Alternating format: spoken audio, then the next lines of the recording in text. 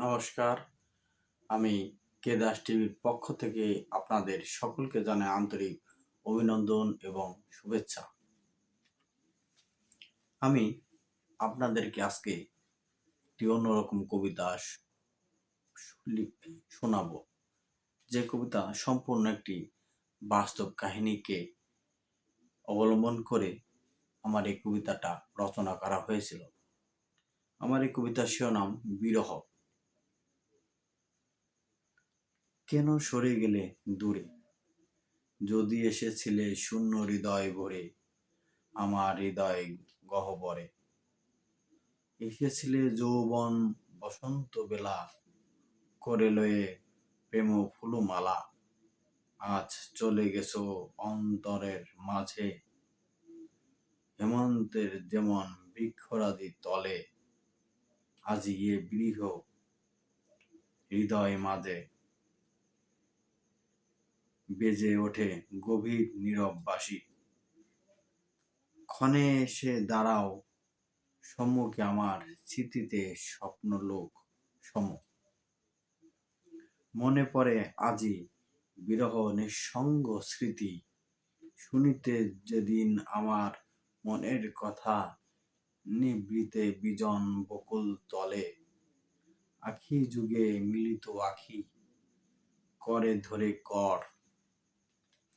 তোমার অধর হতে সুহাস্য রাশি, মিলিত মৃদু সমীকরণ মাঝে। আজি এ শূন্য গৃহে একাকী, তোমার স্মৃতি বিজড়িত, সেই সুখ রাশি ক্রন্দন সম। বেজে ওঠে বুকের মাঝে, শুধু ধুয়ে গেল নীরব ব্যথা।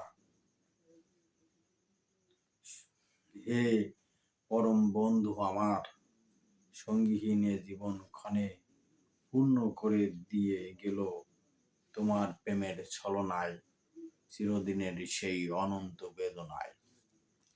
আজও বসন্তে ফুলরাশি ঝরে সে বকুল তলে, দুদণ্ড করি অবসর যে বৃক্ষ ছায়া তলে। শুধু তুমিহীন একাকী, ঝরে অশ্রু ধারা অবিরাম, তোমার স্মৃতির কঠোর হতে। চিরসুখের হও, সুখী হও তুমি, এ আলোর শোভাতল মাঝে। কোন গৃহে করেছো উজলি রাজলক্ষ্মী সম। আসুক সুখ রাশি গৃহান্তরে, পড়ুক ঝরে আনন্দ পুষ্প রাশি।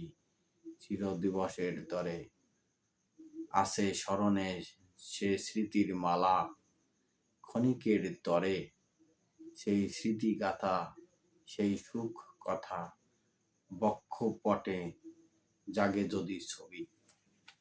ধন্যবাদ আপনাদের সকলকে।